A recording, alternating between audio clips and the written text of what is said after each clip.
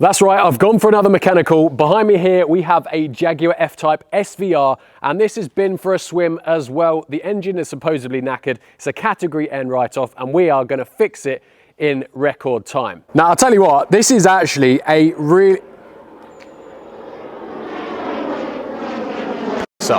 Now, I'll tell you what, this is actually a really, really good looking car. Now, it's the SVR, so it's got the spoiler at the back. Other than that, I don't think there's too many differences between this and the normal F-Type R. Same engine, although this one's got, I think, 25 horsepower more, but that rear wing does really make it look really good, and it is a really good looking car. But the first thing we're going to talk about is price. Now, in a garage update video I did last week, I was live bidding on a car. Now, this is said car. Right, we are live bidding on a car, and I'm going to get outbid because it's a very good car, to be fair. New bidder. This is a hot Yes, lot. I know it's a hot lot. That's why I want it. Bonus time. I hate bonus time. I crossed my maximum bid about 6 grand ago, by the way. Are we going to win it? Right, there we go, we won it. Sold on approval. In that video I said I won the bid at £5,000 more than I was really prepared to pay for it, but because I'd already sourced an engine, I could get one fairly cheap, I knew that the total price was still going to be within reason, so I was happy to do that. Now, I'm going to talk about the price a little bit more on in the video, but what I won it at was way less than what the insurance company actually wanted for the car, so I won it with like bid on approval. They didn't approve my bid to start with. I'll talk about it a bit more, but it's just absolutely ridiculous. So I actually won the car for just under £30,000 plus your fees. It's about £31,000. Now let me know in the comments what you think of that price, and yeah, you're going to find out a little bit later on just how ridiculous it is. So I have bought this as a flood damaged car. It is a category N. We can presume that the engine is toast, needs a new one, but we're going to go into that in a little bit more detail in a moment. But the good news is the bodywork as a whole is okay. There's a few little things that need a little bit of a touch up, like down there. I think this door needs repainting. There's a bit of a scuff on it, and I think the bonnet, weirdly, there's for some reason the bonnet's come up here, and I didn't realise, but the bonnet on this actually opens like that, which is pretty cool. So yeah, I didn't realise that's cool, but it's caught here for some reason, so I think that just needs a bit of repair. I think the bonnet needs spraying anyway, because I swear there's a bit of damage on it. Yeah, look, a bit of damage on it here and here, so it needs painting anyway. But other than that, the car is in really good condition, and it's quite well spec'd as well. So we have the exterior carbon packs. We've got carbon on the front splitter. We've got carbon, no, that's not carbon. We have carbon air ducts on the bonnet. We've got carbon badges on the side there. We've got carbon wing mirrors. We have a carbon rear spoiler and a carbon rear small bit of diffuser there. So it's a nice spec. We've got gloss black roof, which is a sunroof. Just looking in there, yep. Sunroofs, that's good. We've got Alcantara dash. We have, I think these are SVR type specific seats. That's good, with red stitching. And we've got the Meridian sound system and a few other bits. Other than that, I'm not too clued up with Jaguar, if I'm honest, so that is as much as I can tell you. Now, my last 2 flood damaged cars that I bought from auction, I've actually been really lucky. The Audi TT started up, drove sweet. Right, moment of truth. Is it going to start? Are you going to start?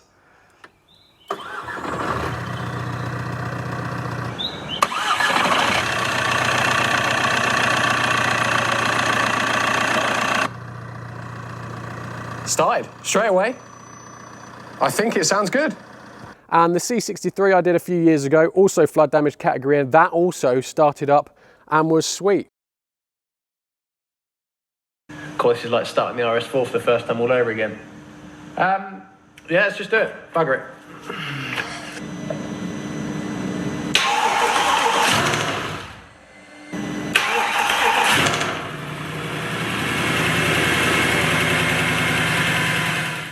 Oh, are we going to get another one? Are we going to get... Gosh, surely this isn't going to run. Surely not. Why the hell is the windscreen washer bottle in the boot? What? That makes no sense. Now I want to do something a little bit different. I'm going to set a challenge. Now in the Audi TT video that I did last time, the category and flooded one, there was a comment in the section that said about being really quick to diagnose a problem, and then someone commented below saying, like, it's a video, it could be edited, it could have taken me 2 weeks to diagnose that, but obviously I could have shortened it down. So that got me thinking, I'm going to diagnose this in real time. I'm going to prove to you what the time is, and also I'm going to set a massive challenge here. Now, I'm already going to put this on Compete for Cars straight away from as you're watching this video now. And if this car sells out before I have fixed it, then I will let you guys choose my next project car. Now, it's obviously got to be within reason. I've got to be able to buy the car from Copart, so it can't be, or wherever, Cinetic, whatever. So it can't be just a random car that I'll never be able to find crash damage or whatever. But put in the comment section what car you want me to buy, and the one that gets the most likes, as long as this sells out before I fixed it, I will buy that car and rebuild it. And I'll let you choose maybe modifications on it as well. So, challenge. So before I even lift a spanner to the car, let's have a look at the time. Look, it is Wednesday the 4th of September, 12:10 in the afternoon. So the clock's ticking, the time starts now, and I'm going to try and fix this quicker than you can win it. Let's go. Now, what's not helping my cause is I have no experience, no information about this engine whatsoever. All I know is it's a 5-litre supercharged, and I can see straight away that I don't think anyone has messed around with it, which could potentially be a very good sign indeed. So I'm guessing, is it a V8? I'm guessing it is yeah, it must be a V8. Oh, 508 PS, well that's a lie, it's 575. Lies already, but it doesn't look like anyone's stripped this, that could be a good thing. So the first thing we need to do is try and access the coil packs, take the spark plugs out and try and turn it over by hand. So because we suspect the engine is flood damaged, the first thing we want to do is remove all the spark plugs, which means if there's any water in the cylinders, it has a place to escape while we try and turn the engine over by hand or by the starter motor. So that is the first thing we need to do. So I've got those 4 spark plugs out, and yeah, they definitely look like they're a little bit rusty. So although they're dry now, they do have signs of water ingress. So let's get the other 4 out, compare those, and we'll go for a crank, I reckon. Now, getting the spark plugs out for the passenger bank took 5 times longer because the bolts for the coil packs were the other way around. They were further down inside the engine. I just couldn't get access to them. Right, so the spark plugs are all now out of this side bank. It took over an hour longer just to get the spark plugs out this side than it did the other.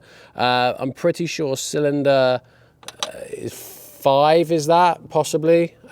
Still has water in it because there was a little bit of a splash when I took it out, and it is also still wet.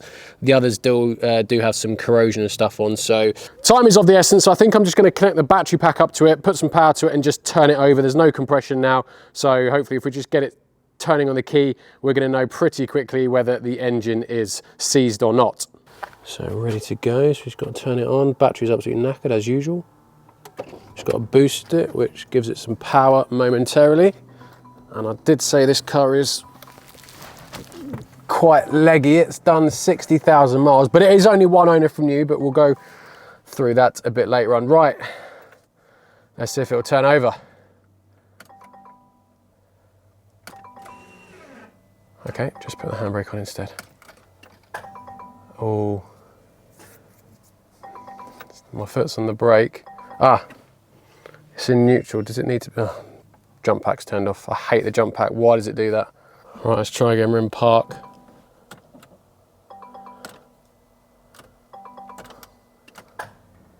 Ah, I think it is seized. I just heard it click, but nothing.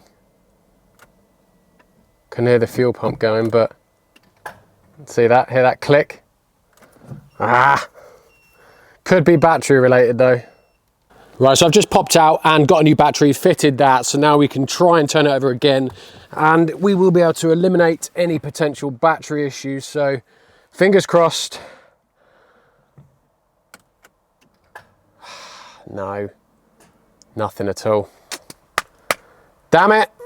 So yeah, plug the code reader in, and we have engine failed to start, mechanical failures. That is not a good sign. And the other stuff, intake air temperatures too. I mean, I haven't unplugged anything. Anything I've unplugged, I've plugged back in, apart from obviously the coil pack stuff, but that's not what this is for. So if we just clear those, go back and then see. I mean, I don't think this is going to do anything, but no, you can hear it. So engine won't turn over on the key, possible engine seized, possible starter motor problem, but whatever the problem is, there is nothing more I can really do in the middle of the yard outside. So now I need to get it on the ramp and into the workshop. And that means I now need to get the Hurricane off the ramp and somehow push it outside. Now this video was actually supposed to be on the Hurricane, but I don't know if you've noticed, but I sent my driver shaft away to be repaired. They couldn't repair it, so I told them to bin it. I ordered a new one from Europe because it was much cheaper, and I didn't realize they were sided, so the passenger one is actually longer than the driver's one. I've mistakenly ordered the passenger one, which is 1.5 inches longer, and as you can see, look, it's not sitting right. You can see the drive shaft flange there is in line with the chassis, and we go over to this side, it's about 1 inch inside. So really annoyingly got the wrong one, which means I had to pause work because I can't really do anything until I can get that working. So I've had to pause work on the Lamborghini, which is why you're now seeing an F-Type. So I need to get this out, push it out and get the SVR in. And no messing around, already in the workshop and up on the ramp, took no time at all. But in reality, that took me about 2-3 hours and it's actually the next day. So clever editing. But the underside of the car looks pretty decent. It's kind of as you'd expect a car to look after it's been porked up. Like, I generally just cannot speak sometimes.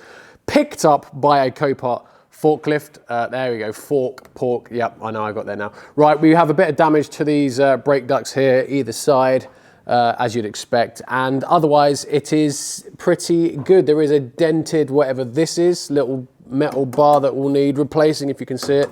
For some reason, that's been dented up, but nothing else around it has been affected, which is odd. But otherwise, it looks pretty good and clean. Now, I did say earlier, there is a reason I wanted to buy this car. It is high mileage, but it's only a one-owner car from new. Now, if you're going to spend 80, 90 grand on an F-Type SVR from new and then daily drive it for 8 or 9 years and do 60,000 miles, you're probably going to have a fair bit of cash. And if you've got a fair bit of cash and you've owned this car for all this time, you're probably going to look after it. So I'm assuming it's been well looked after. And one of the ways that you can tell a car's been well looked after is just by looking at the tyres are on it. And yep, my suspicions have been confirmed. We have Michelin Pilot Sport 4S's all round, and they're all pretty much brand new as well. So I'm pretty confident that maintenance has been key on this car. So although I don't have a service history, I'm going to see if I can get one, but I'm pretty sure it's going to be well maintained, and probably because it's a one-owner car from new, it may even have full dealership history. So I will actually contact Jaguar. Actually, anyone works for JLR, Jaguar, search that reg and let me know if there's any service history online, please. Fingers crossed it is full Jaguar service history. So first thing we're going to do is going to take off the under trace, have a good look, see if there's anything obvious, and we will go for the starter motor first, or see if we can turn the engine over by hand.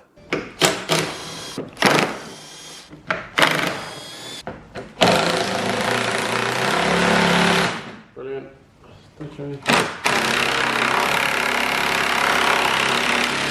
Oh, these aren't coming out of here.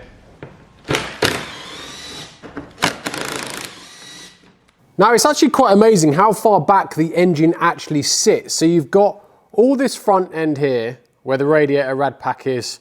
Now on an Audi, for example, the engine would start roughly here. But on the Jag, look, it doesn't start till way back there. You can see the pulley on the engine. So it's here, look. So it's in line with the front axle. So there's what? It's got to be about 50, 60 centimeters of space in between the engine and actually the front of the car. Right, I've got a breaker bar and I'm going to try and get in here.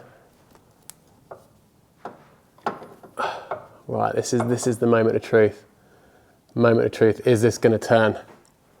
Come on. No, it's not.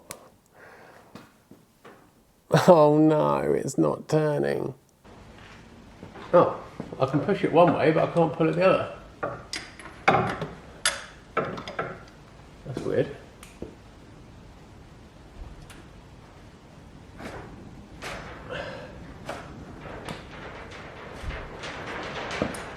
Actually, I'm being an idiot. I can turn it clockwise. I can turn it clockwise, but I can't turn it at all backwards. Now, I don't know if that's just a fail-safe or something. I'm not sure.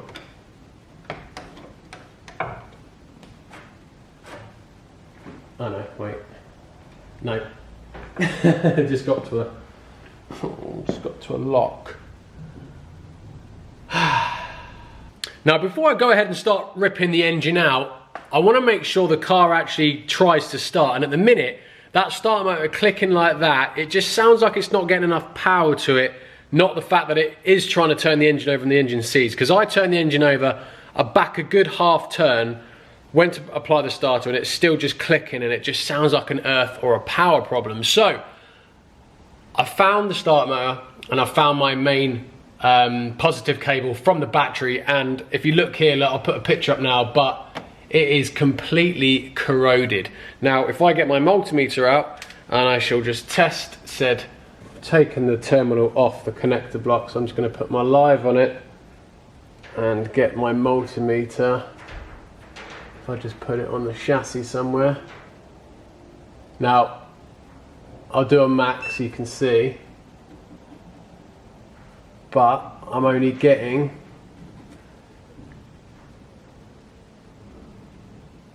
that is the best I'm getting. So I've got a massively corroded terminal, but I'm getting no power to the starter motor. So I've got no power to the starter motor at all, so that is a problem, but I do have a massively corroded terminal. But I thought we'll do a bit of a continuity check first. I'm going to run the cable back to the battery, we'll have a look and see what power we've got going into the cable, and then we'll know if we've got sort of a problem with this cable. And in the boot look, we can see our positive terminal here. It goes down into this little fuse board, comes through the fuse, out, and then it goes into the car, into the body, and this is the wire that goes to the, well, basically, this is the other end of that wire that I just tested. Now, if we test this wire, so battery side of the fuse, we'll just do a little test. I'll show you on the results on the screen as well. Do a little test. There we go, look, 12.43 volts, battery side. And there we go, look, we're getting strangely less, so 85 amps on this side versus 100 at the starter, which is a bit odd, but we've gained voltage going through it. But we have a blown fuse, so let's address that. And I've just removed the fuse, and if you can listen, that is our fuse quite badly broken. Now this is actually a 400 amp fuse. So I've done away with the fuse and just bridged it straight to the positive, so we should all be good now with power to our starter. Right, now final try. Let's try and turn it over for the giggles.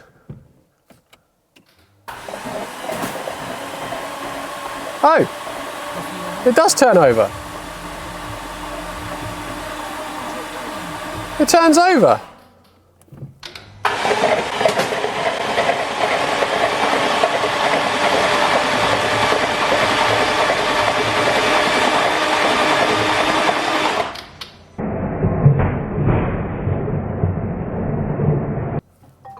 Oh.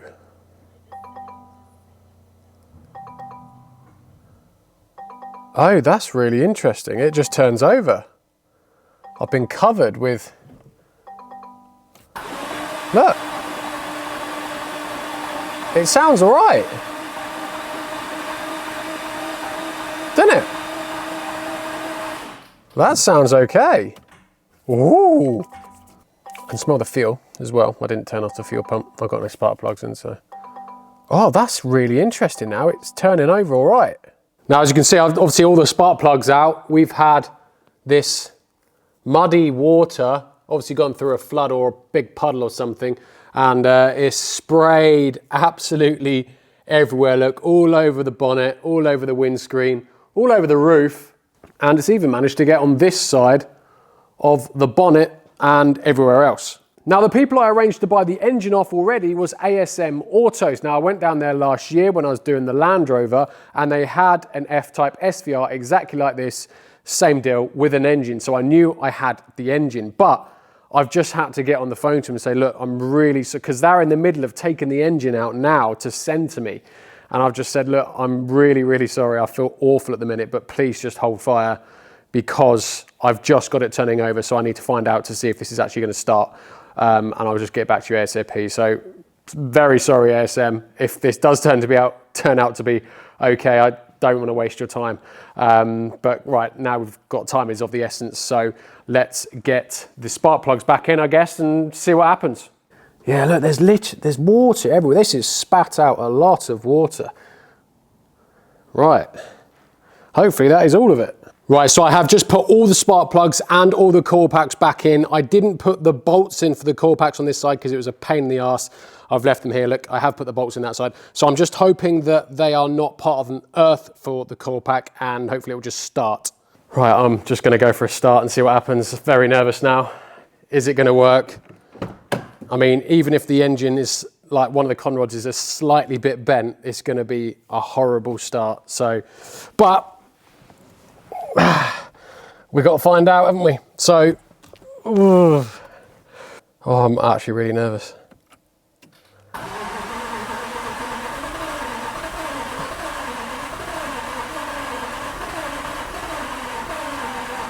It's trying to start, but doesn't. Is there any fuel in it? Where's the fuel gauge on this? No, it says 34% fuel. Let's try again.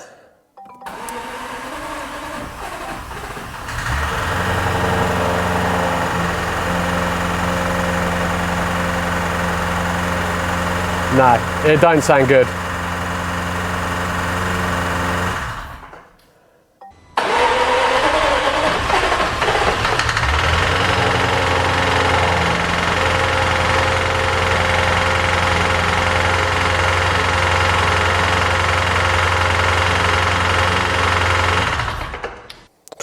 Last thing, I haven't checked the oil actually. I'll check that. That's the last thing it could be because. Well, that's a shame. That'd be annoying. Oh, that'd be really frustrating if so. I got my hopes up. Told them to stop taking the engine out, ASM and everything. Well, it's toast, so let's just start it back up and see if we can identify the problem. Oh, it sounds awful.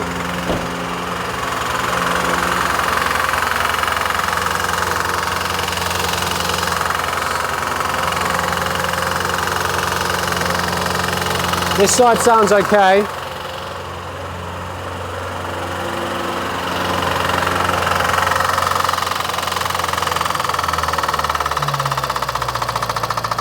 It's this side.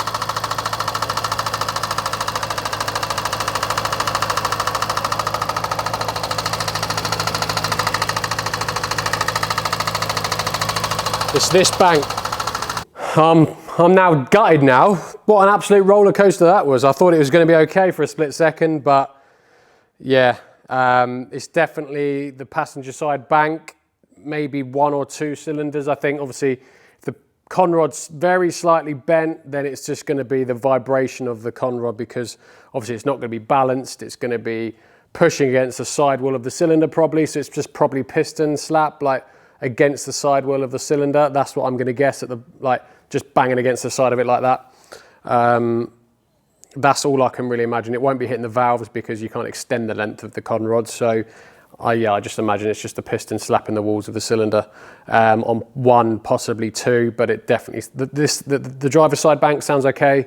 Yeah, I'm now up and down. No, I'm down now. New engine. It was all going so well. The F-Type built my hopes up and then just kicked me in the balls. Damn thing. So I've got an F-Type Jaguar 5-litre V8 petrol in white. Yeah, that's it. Okay, and what engine parts was it you were looking for? Pistons, conrods, and if you, yeah. Okay, if you, look, I if don't you know can, Jaguar do those separately. Bear with me a second. Okay, no worries.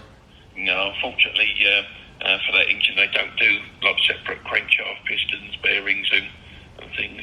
When you say don't do separate, do you mean they don't sell them at all, or they sell them as a set of like 8? No, don't sell them at all. No, the closest you get is a short block.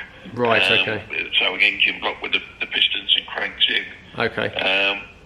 I'm just trying to think who might be able to. How much is a short block? 7,775 something, I believe. How much, sorry? 7,775. available as a remanufactured short block. So it's only a new part. 7,753, 14 plus VAT. Right, okay, and you get the whole block crankcase. This is minus cylinder heads and everything. It's just the cylinder block looks as if it comes with pistons and cranking it. Yeah. Okay, that's not actually too bad a price. Right, I've been back on the blower to ASM. They're going to carry on removing the engine from that SVR, and they're going to get it down to me as soon as possible. So now we need to crack on and get the engine out the F-type. So the first thing we're going to do, take the bonnet off, because that is definitely in the way. And yeah, the engine's definitely not going to come through the top, so we're going to drop it through the bottom. And I've never touched a Jaguar before, so I'm guessing we're going to drop it like the RS cars with the suspension subframe all through the bottom like that. I don't know if I need to take the front end off because there's quite a big gap. I might just have to take the fan unit out. So I'm going to try and do it with the front end left on for the moment. So yeah, let's get it back up in the air and crack on.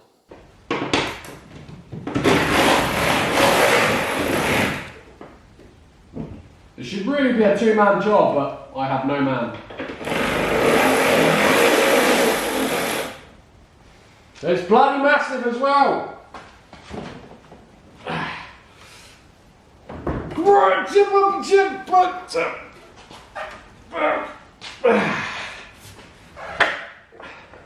Right, so I've not really got an idea of how to remove this, so I'm gonna just start removing bolts, if I'm honest, and go from there. But first of all, I will de-pollute the engine. I've already removed the engine oil, so just going to try and remove the coolant. I think this is a gearbox oil cooler, which is similar to the M2 that I did.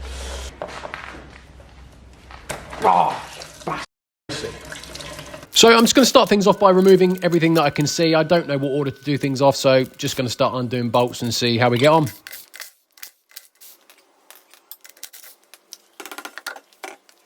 And the wheel arch liner.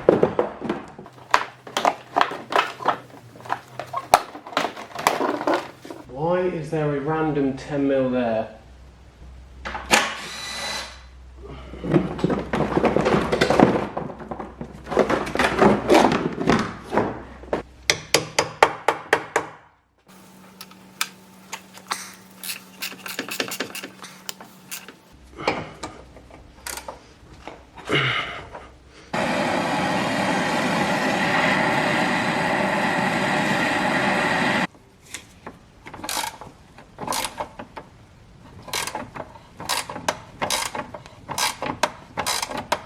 Yeah, I think I'm going to leave that there for a few minutes.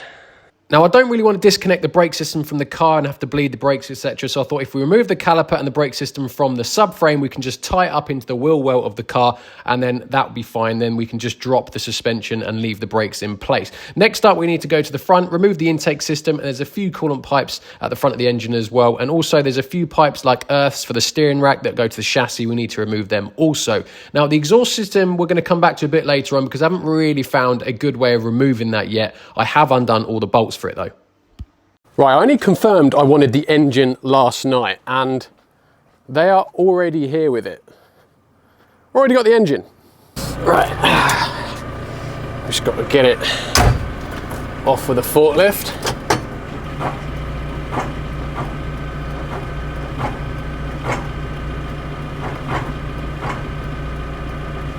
Right, let's go up. Let's tilt back.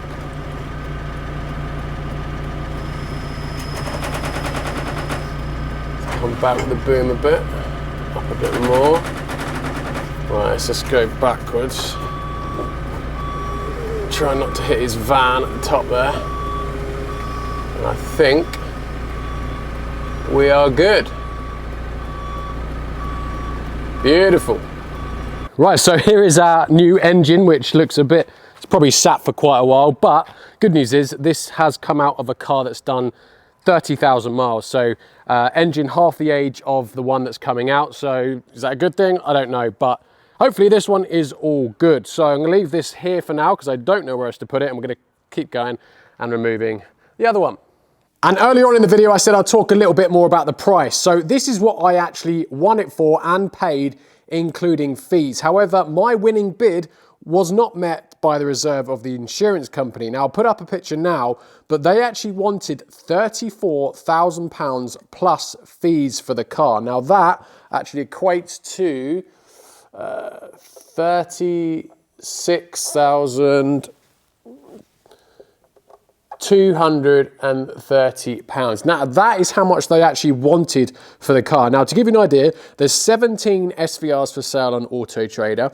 The cheapest ones are £53,000, but they are all half the mileage of my one. So you could probably argue that a cat-end repaired one at 60k, you're only really looking about 37 to 38, that's an awful pound sign, 37 to 38k.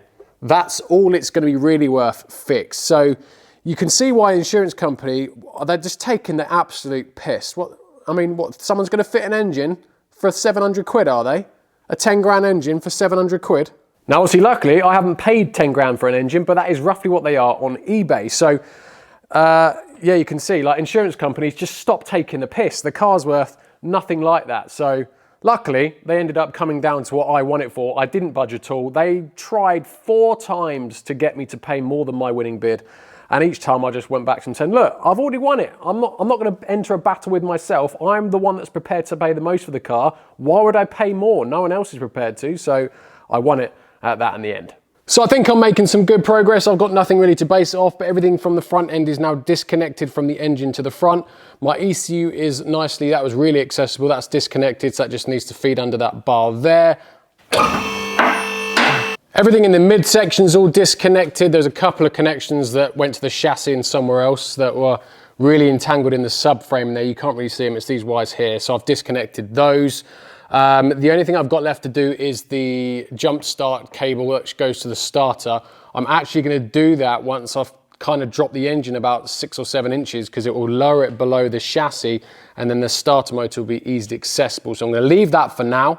And then the tricky bit, which I don't know how to approach yet, is the underside. So the exhaust is like sleeved the whole way along and I can't actually get it off. The back box goes inside the rear splitter here, and I can't actually get enough movement to get it off the joint so I can get these exhaust pipes out the way, because in here, in that gap up there, is the prop shaft, which I have no access whatsoever to get to those bolts because the exhaust is in the way. So again, I'm gonna drop the engine subframe 6 or 7 inches so I can get to the downpipe bolts, which are up in there. And then hopefully I can take the exhaust system off, which will then reveal the prop, and hopefully it will just be okay, just drop enough so that I can get access to the prop bolts and disconnect those. So,